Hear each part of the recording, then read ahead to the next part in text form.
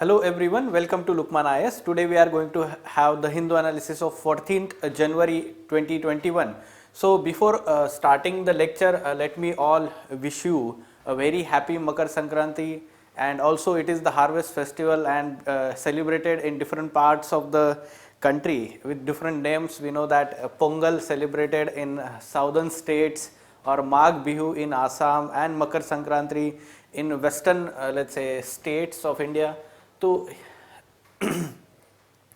we can say that it is the festival of happiness, and wish you all the very happy Makar Sankranti once again on behalf of Lukman IS team. So many students are actually asking how to prepare for current affairs. Again, let me tell you briefly.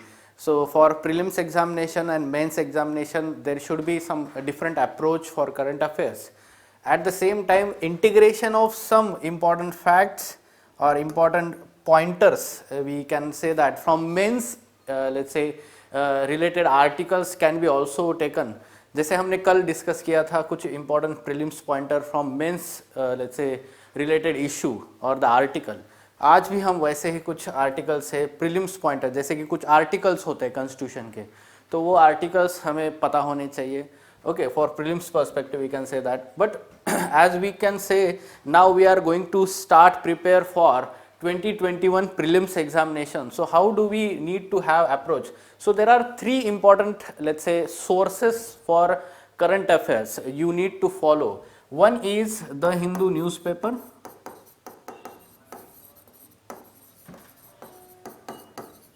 and the Hindu analysis.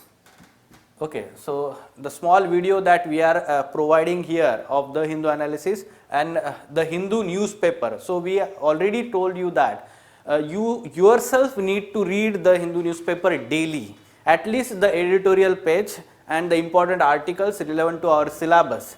Okay, so this is must for everyone. So you cannot depend only on the Hindu analysis videos. Okay, तो ये सिर्फ Lukman IAS का ही नहीं, तो बाकी कोई भी class के वीडियो पे आप सिर्फ डिपेंड मत रहिए. You need to first read the Hindu newspaper, and then you can briefly go into any class video, and we are trying to provide you the direction how to read these newspaper articles and what you need to take input, what kind of question can be asked from the particular issue or let's say newspaper articles. ठीक है, तो इसलिए ये हमारा analysis देखना ज़रूरी है. So this is the first source. Second aspect is that again you need to go into detail of that particular issue for your mains perspective. Okay, so either you can refer to our, let's say, editorial discussion batch or the booklets we are giving in that editorial discussion batch. So wherein in-depth analysis of these mains related issues that we are discussing here in the Hindu analysis, the more detailed analysis from various perspective of that issue is discussed in that booklet, and in the classroom the faculty explains that issue in detail, analyzes that issue in detail. तो ये आपको mains perspective से बहुत important है. At the same time, along with that, the Hindu newspaper and the Hindu analysis, which includes both prelims as well as mains aspects. For prelims perspective especially, the monthly current affairs booklet is important. So you can either refer to Lukman IS monthly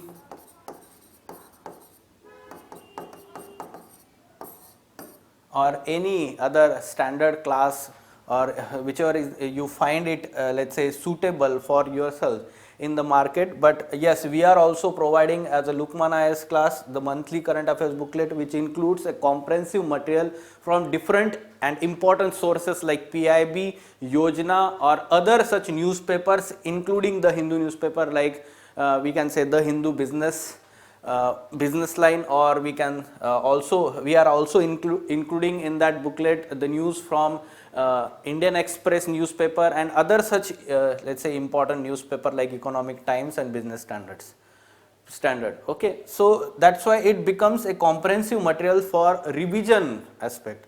So whatever the Hindu newspaper covers, that is most important for you for UPSC examination, prelims as well as mains. In addition to that, this monthly current affairs booklet will be sufficient for you for prelims examination. And for mains examination, the ED booklets, editorial discussion batch, the new batch that is going to start for 2021 batch, ठीक है, तो उस exam के लिए आप ये refer कर सकते हो. So this completes your current affairs sources. Okay, and along with that, in ED batch we are also providing some previous year current affairs booklets.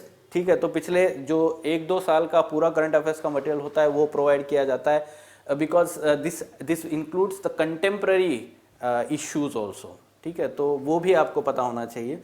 So this should be the source for complete 1 year preparation for prelims as well as mains examination in let's say coming times. ठीक है, तो आप इस तरीके से approach रख सकते हो.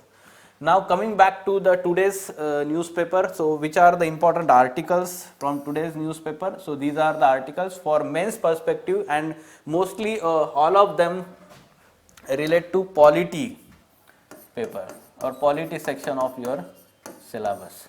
Okay, so in that also we will talk about some prelims pointer. So first article on page number 6, farm laws, their constitutional validity and hope. So the context of the article, it is discussing the constitutionality and legality of the farm laws that have been enacted. Already we have discussed a similar kind of article from the same writer, okay, or the author of the article. So again we are discussing, but somehow some new aspects are included, in detail analysis is done. So that becomes important for GS2 perspective, polity, the constitutionality of all these things, the new laws, farm laws that have been enacted. So yes, with Supreme Court of India staying the operation of farm laws and setting a committee of experts to negotiate with government and farmers, this agitation is now entering into the new phase, it is saying that. Okay, so it is talking about first the legality. It is saying that it is not according to the rules of the houses, and then in second part it is discussing how it is unconstitutional also. So you need to know the arguments here, and you need to know some facts also. For example, the constitutional validity of farm laws has been challenged in the Supreme Court mainly on the ground that Parliament has no legislative competence to enact these laws, the subject matter which essentially falls in the state list. So we have already discussed this first argument on the basis, or the let's say basis for which it is being called as unconstitutional. तो ये जो state list में, तो कहाँ पे होता है ये तीनों लिस्ट? प्रीलिम्स के लिए आपको पता होना चाहिए. Schedule 7 of Indian constitution has 3 lists. Okay, union list, state list, and third concurrent list.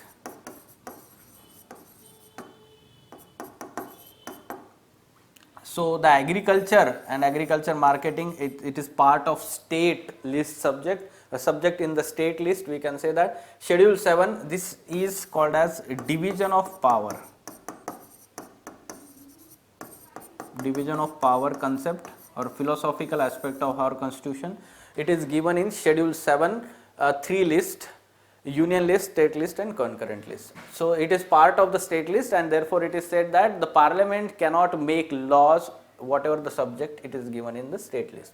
First aspect. However, it is universally acknowledged that the fact that voting on the farm bills in the Rajya Sabha was not done in accordance with the rule of the house or rules of the house.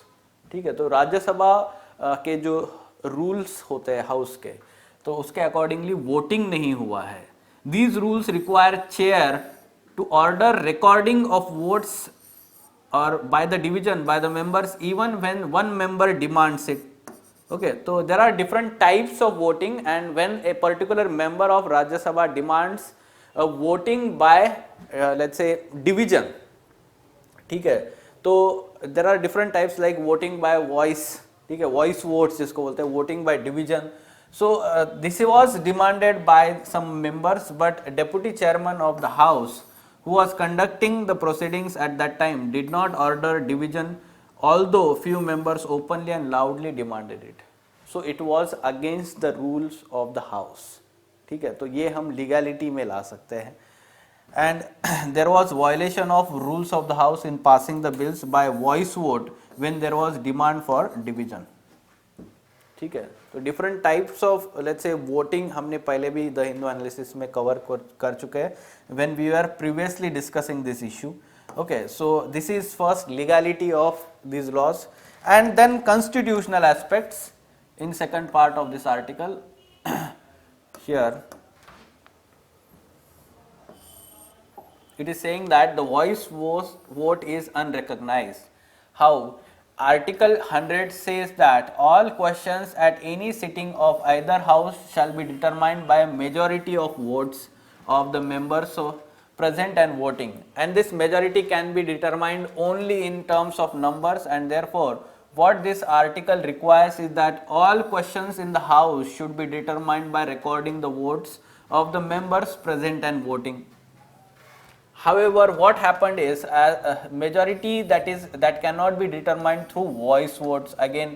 So it is saying that, or the writer is saying that whatever the voice votes that were counted, this will not be called as according to the constitutional provisions. Article 100, it will surely say that the bills that were all passed by the voice vote, there is violation of rules as well as constitution too. Okay, so this is how we need to argue. At the same time, what are the options before the judiciary at present? It is true that Article 122 of the Constitution protect the proceedings of the House from judicial review.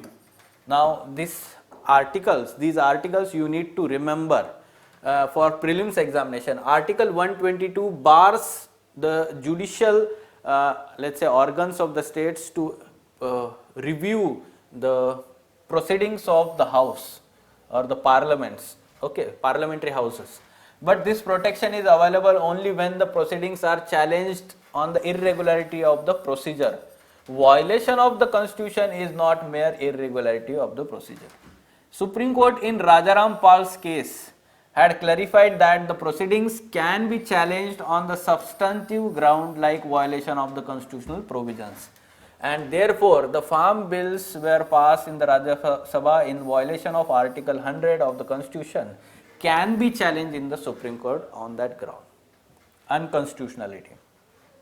Now, what are the options before the Supreme Court if and when such challenge is made? The Supreme Court can either strike down the whole laws as a requirement of Article 1017. 107 has not been fulfilled. What does the Article 107 says? The article says that the bill shall not be deemed to have been passed unless it has been agreed to by both houses. ठीक है, तो 107 के accordingly हम बोल सकते हैं कि Rajya Sabha has not effectively pass this because the majority had not been determine in accordance with article 100 जो अभी हमने डिस्कस किया है ऊपर. ठीक है, ये जो आर्टिकल 100 बोल रहा है. Fine. So these three articles are important for prelims examination. Article 100, it is talking about the voting procedure. Article 107, it is talking about the, let's say, how the bills will be passed, and at the same time passing of the bills. 122, it is talking about the judicial, let's say, organ cannot review the proceedings of the houses of the parliament. Fine. The court may invalidate the proceedings of the Rajya Sabha and send 3 acts back to the house for further proceedings, and it may provide a good opportunity for the government to revisit these laws because it can refer to the select committee of the Rajya Sabha. Then it can invite different let's say stakeholders like farmers and states. Finally, it will produce better bills. The centrality of the parliament in this process, it should not be forgotten that the issue that needs to be settled by the top court is only the constitutional validity of the laws and not the law making process itself. ठीक है, so it is the role of the parliament and not the Supreme Court or let's say judiciary. Once the court decides the legality or the constitutionality of the laws, the political and legislative aspects of the issue will have to be dealt with only by parliament. Parliament and its systems alone can produce a satisfactory solution. Okay, so this should be the way forward you should provide in your answer अगर जब भी constitutionality की बात होती है तो. So examine the legality and constitutionality of the recently enacted 3 farm bills or farm laws. So this question was expected this year itself, but somehow we did not find this in your GS2 paper, but next year also you can expect such kind of question. So you can prepare for that and take input from this article. Next, again very good article on the relevant issue. We can say that mediating the farmers' protest is difficult terrain. So the article is discussing what should be the ideal process of mediating, and it is also saying that the judiciary is in recent times interfering in the law making process in terms of mediation. ठीक है, तो mediation in for example yesterday itself we talked about the earlier issues wherein Supreme Court has intervened in terms of mediation, for example in let's say Ayodhya case. At the same time it is also mediated in Shaheen Bagh, let's say protest site जो हम देखते थे last year in 2019. So that was also mediation by Supreme Court, and now this is the third case in last 1 or 1.5 year. Okay, so yes, so what should be what are the ideal principles of mediation? It is also providing some insights into that and relating it to the farm bills or farm laws. So yes, principles of mediation. So central issue is about trust. It is talking about at present about the farm laws. One thing stands out clearly that it is lack of trust the farmers have developed about the designs of the government. Okay, it is very clear about that, and also it is providing what are the demands of the farmers and what the government is let's say ready to concede with those demands. Okay, and another thing that stands out clearly is the fact that the Prime Minister and the top leadership have been absent from the dialogues with the farmers' representative. Now this is the weak point when we talk about the mediation here. So what are the two other important, let's say, challenges or limitations here? The committee and its mandate. This is problematic for several reasons. Staying a law and on the legal ground of prima facie force is in the constitutional challenge is one thing, and holding it in abeyance to facilitate committee's work and dispersal of protesters is another. So basically, though the committee was formed by the Supreme Court, however, the rationale given by the Supreme Court is very much, let's say, different here.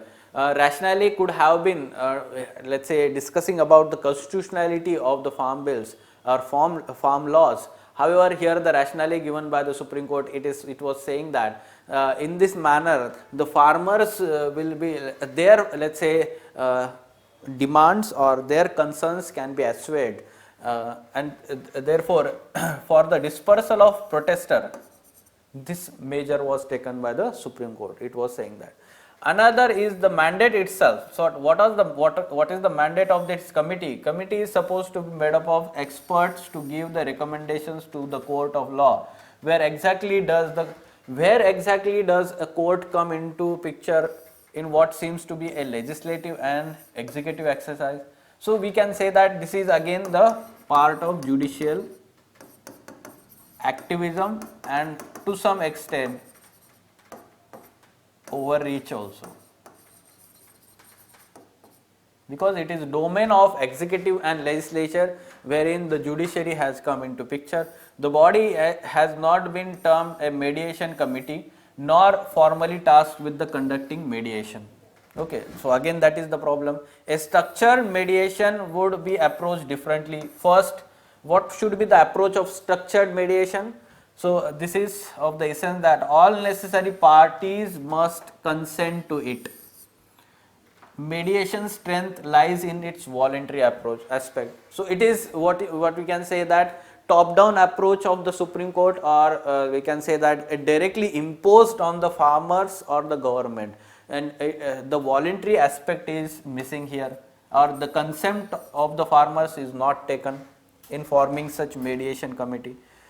So other reason for the rejection by the farmers has to do with the second basic requirement of mediation, and that is the mediators must be fair and neutral and seen and perceived by all parties to such. Appointing persons who have publicly taken strong stands on the merits of the matter is asking for a non-starter. So what are the members which have been appointed in the committee? They already have publicly given some pro laws or pro we can say legislation views on those laws. ठीक है, तो pathways to take. So what should be the way forward? In times gone by, the court has utilized its reservoir of public trust to mandate and structure the mediation in public dispute. You can give the earlier two examples, Ayodhya case and Shaheen Bagh case. Okay, so but if the court does find itself mandated by a higher public duty to intervene, then it must observe some essentials. What are the essentials? First is to offer a committee of such composition that its neutrality, caliber and gravitas command respect and persuade doubters to give the process a try. First thing. And the second is to obtain from the government the assurance that its highest level will meet the committee and participate in the proceedings. Especially we can say that Prime Minister, he is not willing to directly talk with the farmers here. So in conclusion, we can say that with all aspects on the table, it may be possible to get agreement and then put forward a law for repeal or reenactment, a known legislative device. All this is however possible if it is the mediation on accepted principles and lines, which is not the case at present now. So in this manner the article is discussing that the mediation process should be neutral and accepted to all parties involved here. So both arguments are against here of this the committee that has been appointed by the Supreme Court. Okay, so you can discuss this question here. What are the essential principles of effective mediation process? Do you think that the Supreme Court mediation to resolve the issue of farm laws adheres to this principle? Justify your view. So surely that the question can be addressed from this article. So prepare your answer from this article.